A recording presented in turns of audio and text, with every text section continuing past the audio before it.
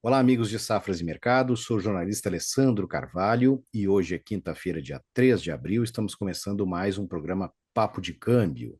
Fique ligado que a gente vai debater a queda forte do dólar nesta quinta-feira, nível mais baixo desde outubro do ano passado, depois do tarifaço do governo Trump, anunciado no dia de ontem, nesta quarta-feira, declarada claramente agora realmente uma guerra tarifária, uma guerra comercial, como queiram chamar, e a gente vai conversar com o correspondente cambial Lucas Berti sobre todos esses impactos no dólar, que mexe muito com as nossas commodities. Antes de já chamar o Lucas, eu sempre lembro vocês que aqui no nosso canal Safras TV no YouTube é importante que você se inscreva e ative as notificações.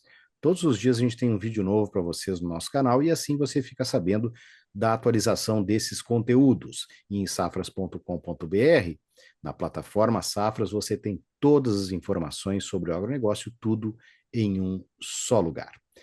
Lucas Berti, muito bom dia. Um dia de muito trabalho, né? Porque a gente teve ontem a confirmação, né? O mercado já esperava de certa forma, mas veio forte, né? E veio geral e claro, para alguns países um pouco menos, até como se falou em relação ao Brasil, por exemplo, mas veio forte e impacta todos os mercados.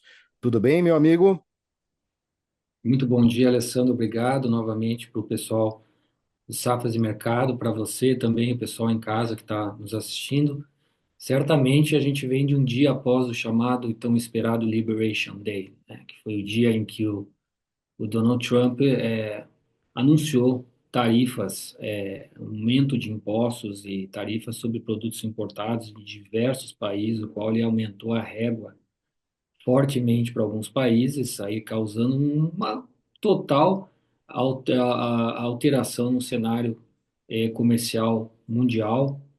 E, nós estamos agora gravando esse programa justamente no dia após o acontecimento disso, repercutindo aí nos mercados, de uma forma que eu poderia dizer o seguinte: uma saída, um sell-off absurdo dentro dos Estados Unidos, né, das bolsas, as bolsas caindo muito, a moeda norte-americana caindo muito em relação às demais moedas, e a gente acaba se beneficiando aqui no real. O real, de fato, tendo aí uma situação de força sobre o dólar, no dia hoje já, na mínima, chegou a atingir os 5,60, 5,600, vamos falar assim. Nesse momento deve estar em torno disso, operando mais ou menos nesses níveis de mínima. 5,60. Exatamente. E chegou a bater um pouquinho abaixo disso, né, que é um ponto aí, digamos, de resistência, né, desse fundo, né, a gente Suporte. suporte, Suporte. né, e eu diria para você que é um local que tem muita briga, tem uma briga de comprador e vendedor, porque já está um tempo parado aí tentando brigar no dia. Mas, de fato, Alessandro, isso aí é um cenário global, né, do quais outras moedas estão se beneficiando. Vou falar especificamente do euro, para você ter uma ideia. Nós hoje estamos no patamar lá de outubro de 2024. Se nós analisarmos o gráfico, a gente vai enxergar que o DXY, que é o indicador de moedas fortes contra o dólar, caindo muito a 101,5 pontos, ou seja, voltando para níveis lá de outubro de 2024, ou seja, e o euro, que é o grande participante dessa cesta, tendo uma forte reação aqui no Brasil, está subindo fortemente a 6,24, mais ou menos a base do euro hoje. E engraçado, você vê um dólar caindo mais de 1%, o euro subindo mais de 1% no Brasil, né? E, ao mesmo tempo, um euro quase numa paridade 1 para 11, ou seja, com 1 euro você compra 1,11 dólares, o que quando a gente via aí há poucas semanas a 1,035, você lembra que nós vínhamos conversando. Então, é um cenário de reviravolta, de comportamento no mercado mundial, de alteração no cenário e nas relações comerciais. Trump divulgou uma lista de aumento de impostos para diversos países e, veja bem, dentro desse processo todo, o Brasil ainda foi um pouco beneficiado, porque a, a, a régua para o Brasil ela ficou baixa, né? Assim como o Brasil, Inglaterra, Singapura, Chile, Colômbia e Turquia, né? Tivemos aí uma régua de 10%, alguns já pagavam esses 10% anteriormente, né? E é, sem dúvida, aí uma régua para nós brasileiros aqui que nos beneficiou, até porque essa taxação, o tarifaço do Trump, ele isentou alumínio, aço e energia. E nós estávamos um pouco preocupados com a parte de aço e alumínio, né? Então, de fato, nós tivemos aí um dia bem, estamos tendo um dia bem positivo para o real.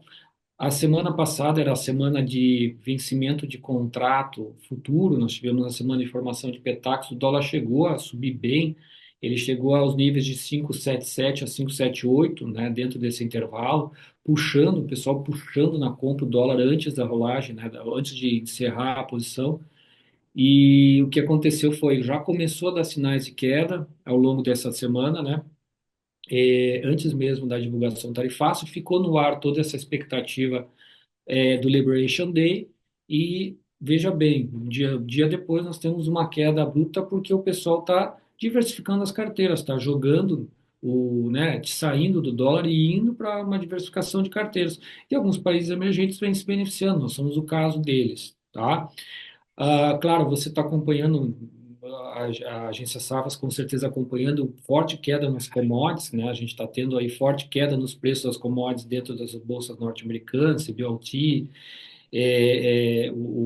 o NYSE, né, que são mercados aí que operam commodities, o petróleo caindo fortemente, petróleo abaixo de US$ 70 o barril em Londres hoje. Então, ou seja, existe aí uma situação de dúvidas sobre essa demanda mundial e também sobre repercutir nas commodities, muito essa questão do preço, sem dúvida. A gente pode ter lá para frente, quem sabe, algum tipo de incômodo no nosso trade aqui, tá? Ainda a gente é muito cedo para falar, mas o Brasil, ao mesmo tempo que nós temos aí uma situação de queda nos preços das commodities, e o Brasil é um vendedor de commodities, a gente tem também, ao mesmo tempo, uma reordenação do comércio mundial. Então, muitas dessas economias muito afetadas, né, pela posição do tarifaço, como a China, que a gente viu aí aumento para 67%, né? Liderando, um dos países que liderou aí esse processo de contraposição, prometendo retaliação, inclusive, a gente pode ver uma reordenação de negócios aqui para o Brasil, quem sabe a gente se beneficiar de uma certa forma com todo esse processo. Eu tenho ouvido muito falar sobre isso, sobre essa questão de oportunidades que se abrem no mercado. É claro que agora bagunçou tudo, né? Nós estamos Hum. vivendo um dia de bagunça, né? Vamos falar sério, a palavra é essa, né?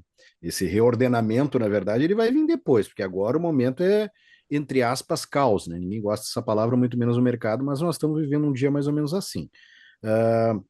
E tem oportunidades aí que se abrem para o Brasil, principalmente porque entre os países, como tu citaste, né, foi que foi mais ameno, digamos assim, né, usar uma palavra que talvez não seja o caso para esse tarifaço, mas uma situação um pouquinho, digamos, menos pior, se é que existe isso. E o que eu te pergunto, Lucas, agora, eu sei que é muito difícil a gente falar em perspectivas nesse momento, como eu disse, de bagunça, mas que tu acha que vai acontecer primeiro com o dólar a partir disso, né? Bom, Principalmente contra o real, mas o que tu imagina aí com a tua experiência? então, os indicadores, algumas médias móveis vêm indicando para baixo, né? A gente tem aí uma correção prevista até dos últimos 14 dias, a média móvel dos 14 dias, a gente teria o dólar em torno de 5.710, mas a média móvel aponta para baixo. A gente tem, muita gente acha que é o final da linha aí dessa queda, né, do dólar. Talvez tenha uma correçãozinha.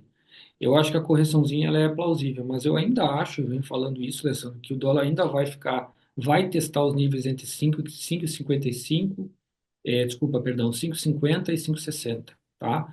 Eu te diria que eu acho que o dólar ainda vem testar os 5,55 pelo menos. Ah, mas vai cair muito, muito mais? Não sei, eu acho que não, tá? Eu acho que, claro, que a gente começa a entrar numa banda de negociação lá do segundo trimestre do ano passado, quando a gente tinha dólar entre 5.400 e 5.650, mais ou menos, era a média, né? Nós tínhamos uma banda um pouco diferente do que é agora, mas, claro, a tendência de queda, mas a gente tem alguns desafios pela frente também, né? A gente tem, com certeza, a questão fiscal aqui no Brasil, ainda com essa situação toda do tarifaço e do Liberation Day, a gente parou de falar um pouquinho, mas existe uma preocupação vigente aí em tentar controlar esses gastos. E isso é um desafio, porque a gente vai empurrando com a barriga todo esse processo aí, né? E ainda, mesmo que o Brasil tenha tido uma melhora nos seus indicadores, essa melhora ela não é suficiente, né? Então, ainda a gente tem aí o que uma situação de PIB previsto pior do ano, e ainda a gente precisa controlar a nossa inflação. Então, nós temos um desafio pela frente, tá? O que acontece hoje desse dólar cair é puramente uma situação internacional, eu acho, né? Hoje, assim, é, um, é, um, é uma situação atípica que vai se regular com o tempo, porque eu acho que essa medida do Trump, né? Esses 2 meses e meio que ele está no cargo, ele está tendo, assim, algumas ações muito corajosas, né? Mas que, segundo a metodologia dele, são necessárias, que é converter papel fantasma em economia real, né? Você tira o dinheiro de uma bolsa, de ações que não geram nenhum tipo de retorno lá para frente e traz para o país retorno real, que é investimento direto na indústria real dos Estados Unidos, porque justamente essa situação dele tudo bem, nós vamos perder aí, desvalorizar nosso dólar, para o pessoal entrar aqui dentro, né? Investindo aqui com tarifa zero e voltar a produzir dentro do nosso território, sabe? Então, nós estamos falando o que a gente chama aqui do Brasil de investimento estrangeiro direto. É o que ele está buscando, né? E essa economia real, ela não ela não tem impacto agora, ela tem impacto lá para frente, porque você precisa fazer essa máquina girar. Mas eu acho que dentro desse processo todo aí, a gente acabou tendo um primeiro momento, em termos de real, né? Porque um grande problema do real, do dólar muito caro no Brasil é a questão de dívida, né? Controle inflacionário. Para nós, claro que se o dólar cai, a gente tem o Banco Central, ele tem um maior controle sobre isso, mas eu acho que os bancos centrais estão bem desordenados nesse momento, né? Fico pensando propriamente o Powell agora, como é que ele deve estar pensando, o que que eu vou fazer agora? Tem navios chegando nos Estados Unidos que vão ser sobretaxados e o pessoal achava que nem ia ter essa taxação toda. Os navios estão no mar e eles vão chegar e a taxa já é outra, né? Isso tudo gera um impacto muito grande internamente nos Estados Unidos. Mas o contra-impacto, que é a estabilidade, é esse mercado, essa situação futura, que é de atrair gente para voltar a produzir no país, né? Baixar o custo, atrair investimento direto. A própria Apple vai botar 500 bilhões de dólares para colocar plantas de produção no país. Isso fora de diversas outras grandes empresas, não? Então, os papéis que passam a valorizar em bolsa voltam a ser também, além da techs como essa, mas também papéis que são sólidos, né? Que estão atrelados a commodity, que estão atrelados, né? Então, tudo isso eu acho que, num primeiro momento, beneficia o Brasil. Eu acho que o dólar cai um pouco mais, nessa minha perspectiva, olhando, acho que cai um pouco mais, acho que tem. Eu vejo, assim, naquela banda que nós falávamos lá de julho do ano passado, e no meio do caminho ali, entre 5,50 e 5,60, o dólar deve chegar a testar, e acho que deve se consolidar por um tempo, ficar ali, depois voltar, quem sabe, a subir um pouquinho mais, mas também não vejo uma subida em larga escala, sabe? Eu acho que é uma situação muito difícil. A gente tem banco falando que nos Estados Unidos os juros não vai ser cortado, não vai mais ser É cortado. isso que eu queria te perguntar, e a questão dos juros, porque a gente teve a super quarta na semana passada, né? De ah, novas, novas perspectivas se abrindo também. E vai faltar um pouquinho de tempo agora para a próxima reunião, para as próximas reuniões que decidem juros, tanto no Brasil quanto nos Estados Unidos, e daqui a pouco, aos poucos, as coisas vão se realinhando e vai se enxergando melhor um caminho, né? Mas eu não sei qual é a tua visão que tu tem sobre juros nesse momento agora. Bom, a gente tinha aquela previsão falando o que o Fed vinha comentando, talvez um corte a mais ao longo do ano, não, dois cortes a mais ao longo do ano, não três, né? É, Mas a situação é aquela: a gente vai ter uma inflação mais alta, aparentemente, no curto prazo, nos Estados Unidos. Essa inflação obrigaria o Fed a subir juros, né? Se realmente a inflação subir mais, porque de fato houve um pequeno descontrole aí nas últimas semanas, mas ao mesmo tempo, produtos mais caros eles inibem o consumo, né?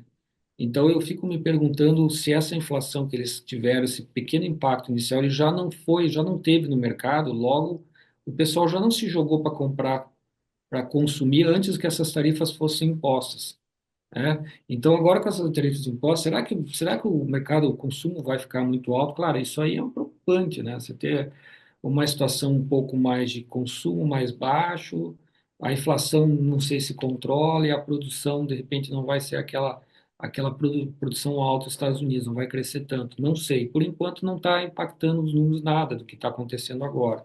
Vai impactar a partir desses navios que estão chegando agora e nós vamos entender no mercado daqui para frente. Mas assim, Alessandro, é muito complexo o cenário, muito complexo, né? Porque aparentemente o mercado está prevendo, se o mercado tivesse prevendo mesmo uma inflação mais alta e um juros mais alto de novo, eu acho que até não ia cair tanto esse dólar, né? O dólar ia ficar um pouco mais atrativo, né, para o investidor, né? É uma situação bem complexa. A gente vai ter. Nós temos agora um termo que se usa muito, que o cenário é desafiador. Agora sim é desafiador o cenário, né? Agora é difícil de traçar muito claramente perspectivas. Nós estamos no olho do furacão dessas medidas aí, né? Então vai demorar um pouquinho. O mercado sempre acaba se reequilibrando em algum momento, né? Mas É. talvez custe um pouquinho mais de tempo. Também, e a gente tem aí uma imposição de um novo cenário tarifário nos Estados Unidos, mas, ao mesmo tempo, a gente tem também possibilidade de do Trump sentar na mesa e conversar de novo com esses países, né? Rever alguns desses processos aí.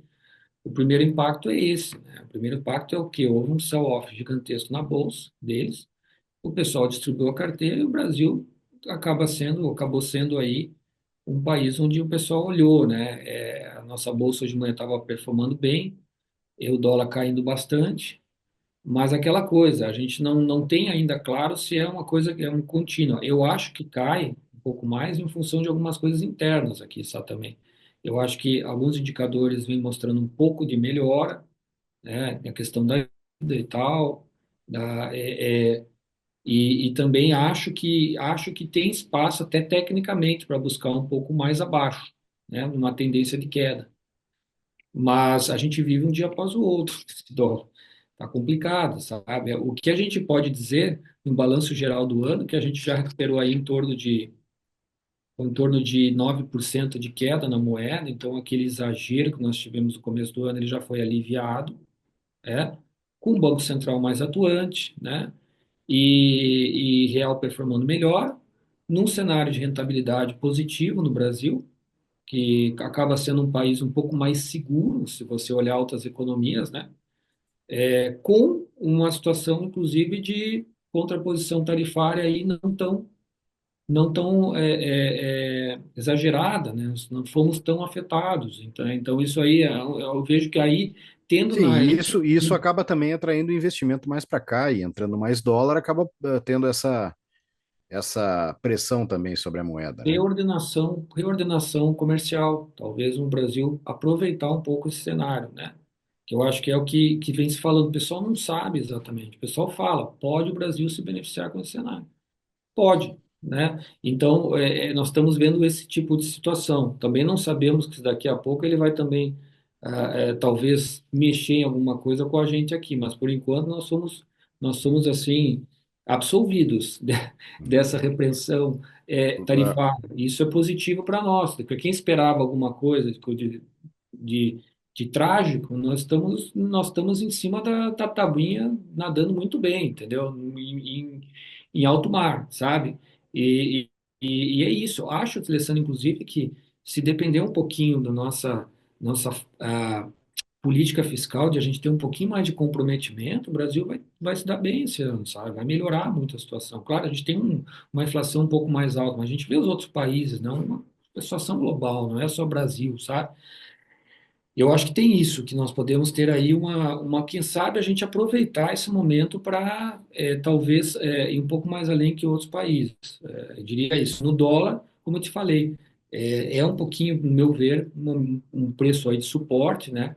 500, 560, mas eu não vejo por que não testar um pouco para baixo, se manter ali um pouquinho para depois voltar, sabe? Lucas, para encaminhar o fim do nosso bate-papo, vamos para a agenda da próxima semana? Com Vamos colocar na certeza. tela para vocês aí. Fiquem ligados, o Lucas vai citar os destaques que a gente tem aí que podem mexer com os mercados. Pensando só antes de a gente falar da próxima semana, amanhã tem o chamado payroll dos Estados Unidos, tá?